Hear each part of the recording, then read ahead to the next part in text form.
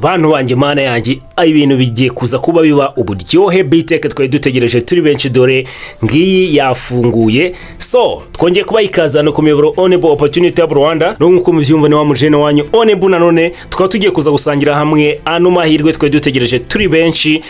BTech RP bikaba byaje ukunda aho tugiye kuza kurebera hamwe kuri no call for application muribona neza hano kuri screen yanyu call for application Bachelor of Technology Academic Year 2026-2027 ubwo tugiye kuza turebere hamwe ati se imeze bite abantu benshi nizere uko mugiye kuza guhita mu bigeragezo uko no mahirwe twari tuyategereje turi benshi rero murabona ko iri tangazo ryabashiye kuba ryaza kuza kuba riba posted kuri X ya RP Rwanda Polytechnic rero itangazo rirambuye baje kuba barishiraho n'amadokima yose akeneye kugira ukora application tugiye kuza kureba uburyo ki ushobora gucreatinga account ugakora application ndetse tuze turebe atese ni gute nakora application kugera nisoje ubundi ibintu bikaza guhita bigenda neza bikaba uburyohe rero niba ari bwo bwa mbere ugeze hano ku muyoboro Onebu opportunity ya Rwanda kabisa why can't subscribe share and comment kuko I know igihe ushobora kuba wabona ano mahirwe wari uyakeneye cyangwa se ari mugenzi wawe yakeneye uramutse udakoze subscribe ntabwo wazongera kutwumva bya bikubiye gake cyane 0% like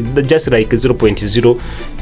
then 1% urumva ko byaza kuba bikubiye gake cyane igihe utakoze subscribe ntabwo byakoroha ko uza kongera kutwumva kandi subscribe ni ingenzi kuko ubu supporting udutera inkunga kandi utuma nibyo dukora bigenda bigera kuri benshi bagenzi bacu sige tukagera twubaka umuyoboro uhamye kandi ukomeye ugenda utugeza ku iterambere ritandukanye rero tugiye kuza kurebera hamwe atese amadokima ashobora kuba akenewe na yahe the timeline for application tuze turebe n'uburyo ki wakora application ubundi tuze guhita tugira iki tubisoza ubigiye tuvugana abenshi application bayeje kure tugiye kuza kureba etese bimeze bite rero dutangiye hano murabona ko bavuze ngo Rwanda Polytechnic invites Advanced Diploma holder to apply for a Bachelor of Technology BTech program for the academic year 2026-2027 that start in September urumva rero hano nitangazo rimwe rabatumira mwebwe abashaka kuza kwiga BTech muri Rwanda Polytechnic ko mwaza kuba mwakora application mu mwaka w'amashuri 2026-2027 uzatangira mu kwezi kwa 9 ama program ahari na ama program agera muri 23 yes 1 year of upgrading pathway ubwo nuvuga ngo uzo wo bazafuta ziga umwaka umwe wonyine ubundi ibintu bihite bijya mu buryo yahitabona bachelor degree yiwe application are open from 25 May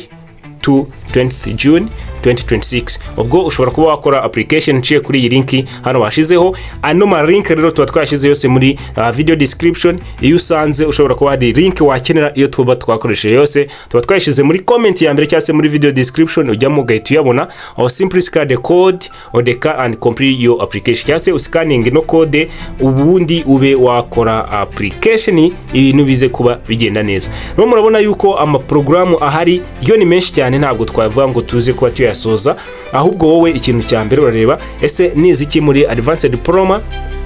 yes noneho uze guhita ureba ati naza kwiga iki kuko already ugomba kwa upgrading mu byo wize ntabwo wahita uvuga ngo ngiye kudevia nge mu bindi bintu rero uraza kureba program ushobora kuba waza kugira icyo wakoramo application asigaye turebe ati ibirakenerwa ni ibi hako nubundi tugiye kuza kurebera hanga nubwo hano bitagaragara neza reka twifashishe itangazo ndiye bigaragaza neza aho bava ngo interested candidates must meet the following requirement rero tugiye kuza kureba ngo ayo madokima ubundi akenewe na yahe ugende uyategure neza witonze utangira application ni wabisoje ni ukuvanga utangiye application hari document udafite ugezemo hagati ukabona ntayo ufite bigutesha umutwe kumva wanabireka ariko iyo wateguye amadokima neza mbere y'igihe iyo ugeze kure rwose ibintu bihita bigenda neza rero no kuvuga ngo hano ni itangazo ryuzuye call for application for study of Bachelor of Technology program at Rwanda Polytechnic Academic Year 2026-2027 hano I think it is very clear birumvikana ahubwo reka tuze turebe hahandi twa tugiye kureba kuri interested candidates must submit the following requirement ibizakenerwa none ibi provide notified copy of Advanced Diploma certificate and academic transcript wowe ikintu uzakora ubwo kuri mwebwe mwakoze graduation ejo bundi muri RP uzafatira diplome baguhaye ufatire na transcript ubijyane kwa ugende kwa noteri ubwo kwa noteri bizagusaba ko bifite biri original copy noneho ukore amakopi yayo ubwo uzayafotoza amakopi uzabona then abariyo uhiza guhita ugira iki utereshaho umukono wa noteri wongere ubiscanning ubibike biri soft neza, ubundi uze gukomeza ushaka ibindi. Bavuga ngo proof of English proficient for the students who have background in an English system. Kuri ba bantu bize noneho muri background izindi bakoresha izindi ndimi zitari Icyongereza, bagomba kuzana proof yuko bafite bazi Icyongereza, kuko RP murabizi bigisha mu rurimi rw'Icyongereza, ntabwo wakwiga mutumva Icyongereza ngo bizapfe kuza guhura. A foreign candidates shall provide equivalent certificate and transcript provided by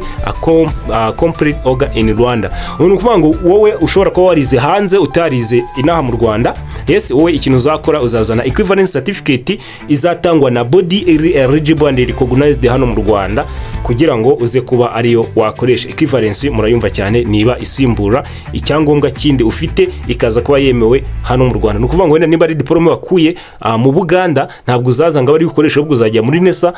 wenda ndavuga ku bantu ba secondary wa applyingemo iyo equivalence, abari ugenda ukoresha isimburira certificate ya NESA tubona iyo dusoje secondary. Igikurikiyeho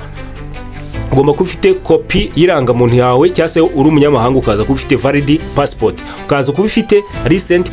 passport photo, iriya foto yawe nyine iba ari umutwe wonyine igaragaza amatwi neza, ifite background y'umweru, then payment of non-refundable application fees of 5k, ukaza kuba ufite n'amafaranga 5,000 bya application adasubizwa. None ukuvuga ngo the BTech program will be offered on full time day. Ubwo nukuvuga ngo ino program yo uwo bazaye hano kugenda ukicara ku ishuri ukiga nyine nka kwa kundi bisanzwe nyine, ntabwo ari kuvuga ngo ziga weekend cyangwa no, ni full time day, ukagenda ukiga from Monday to Friday, even in weekend when it is possible. Then in selection and admission of applicant will be based on the academic performance. Ubwo nukuvuga ngo abo bazafata cyangwa se abo bazaselectinga bizabijyanye na performance yabo iri academic. Noneho names on certificate transcript equivalence must match the Rwanda national identity card or passport foreign applicant. Ubwo nukuvuga ngo ibyangombwa bye byose ugomba kuba bifite amazina ahura no kwirangamuntu yawe neza. Ubwo nukuvuga ngo ibi ngibi nizere ko byumvikanye neza. Ahubwo twebwe ikintu tugiye kuza kurebaho, ese ni gute wakora application. Hano hari document bavuze neza uburyo ki wakora application, uburyo bimeze. Wowe ikintu cya mbere muri comment andikamo ngo I'm interested to do this application, send me the application guide. Ndaza guhita nkohereza ino document asigeze kuba wareba buri kimwe cyose, aho kugira ngo uze gutangira ukora application usange mo hagatura byishe kandi bya bintu umuntu abatapfa gukosora ngo bikunde. Igihe ushobora kuba wadukina twengo tuze kuba twagufasha, twandikira kuri nimero 0728 no 0727185072. Turisubiramo ni 0722 71 850 cyangwa urebe kuri screen yawe, aho ngaho ino nimero igenda icaho kuri screen, igenda imuvinga from right to left, uze kuba wayitwandikiraho tugufasha. No kugira ngo ukora application, of course uzaza hano kuri ufungure application poto, none wowe uzaza hano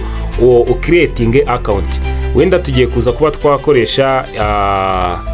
imibare cyangwa se dukoreshe reg number, tugiye kwimagine reg number, none haba ariyo dukoresha asigaye utangire application turi ukuntu biragenda. Urabona hano ndafunguye application poto, uzahita usorera ahantu hameze gutya, then uzaza uselecting category. Ubwo category murumva ko ari A1 graduates kuko aribo bashaka kujya kuri BTech. Ubwo hano uzaselecting igihugu, country ni Rwanda, all compression ya uhitushiramo umwaka wasorejemo. Ubwo nukuvuga ngo bano bakoze graduation iki gihe mwese muzahitamo hano 2025 karibwo mwasoje. Nusoza uzahita uza hano kuri proceed, ureke loading to depend on your internet. Noneho hano uzahita uza kuri create students account 2026. Just check here if it is 2026 2027, because when you check and you find that, for example here it is 2025 2026, you will understand that you are not on right portal. Uzahita uhindura link wakoresheje uze kureba ibyo ari byo. Hano turimo turasobanura nk'abantu ba pro, tuzi neza ko mubizi mubisobanukiye cyane, ako mushobora kuba mwagira imbogamizi mukaba mwatwandukira tukabafasha, kuko hano kuri Onebu Opportunity Hub Rwanda twebwe nizo nshingano zacu, we guide you till what you want is done and where. Ubwo hano nukuvuga ngo uzashiramo reg number yawe, nuyishiramo nyine ya yindi wakoreshaga, ushiremo ID, hano amazina yawe automatically azahitaza. Hano uzashiramo email, wongera uyishiremo, uyuzuze bwa kabiri, ushiremo nomero ya telefone, igihe wavukiye, creating a password, wongere wintaringe password, then submit profile. Ubwo ni ukuvuga ngo ahangaha nuhava rwose ibintu bizaba bigenze neza, account uzaba uyifite. Ubwo niba mwabibonaga neza hano twari turi aha twaharenze naha tuharenze twari tugeze ahangaha. Ubwo ikintu gihita gikurikiraho iyo ukanze gusubmitinga, step ya kabiri ni completing application process. Ubwo wowe uhita ujya kuri application process, aho uhituza ugashiramo imyirondoro yawe neza, ukayuzuzamo neza uko bikwiye, ukagenda saving. Noneho iyo usoje uhita ujya kuri step yo kwishura. Kwishura rero nta bundi buryo rwose, nta bintu bidasanzwe birimo. Ushobora kugeneratinga bwa buryo dukoresha generating invoice cyangwa se ukaza kubakoresha ino code *700 urwego ukoresheje momo, asigaye ukaza kuba wabasha kwishura. Ntabwo biba bigoye, we ikintu cya mbere nukuza kuba uba ubisobanukiwe. So nizere uko ibintu tugiye kuza kubigenza neza, kandi ukenera ubufasha bundi twizere yuko atari buze kuba yahesitatinga kuba yadukontakta, kuko twe tuba twiteguye kuza kuba iza service inoze kandi imeze neza. Ahubwo ubwo ikintu gihari wowe niba ari bwo bwa mbere ugeze hano kuri subscribe, dore hano uraza ukande subscribe, noneho nusoza ukanda subscribe, ureke subscribe button yisubirira aho yavuye. Ahasigaye ikindi kintu kirakurikiraho comment then like, ubundi duhite tugira iki tubisoza gutyo, tugende twibakira umuyoboro ukomeye kandi umeze neza. Bonne chance ku bantu bazakora application, muzagende mubyige neza mu bitsinde, tuzahure dukomereza muri masters even PhD. Ahasigaye tugende twubaka ubumenyi cyangwa se umwuga professional ifite imbaraga nyinshi cyane. Bye bye, Onebu from Onebu Opportunity Hub Rwanda. Thank you for watching my video.